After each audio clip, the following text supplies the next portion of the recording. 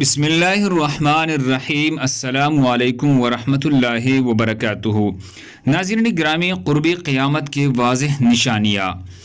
حضرت عبداللہ ابن مسعود رضی اللہ عنہ سے روایت ہے کہ رسول اللہ صلی اللہ علیہ وسلم نے ارشاد فرمایا، قیامت کے قریب صرف مخصوص یعنی جان پہچان والے لوگوں کو سلام کیا جائے گا۔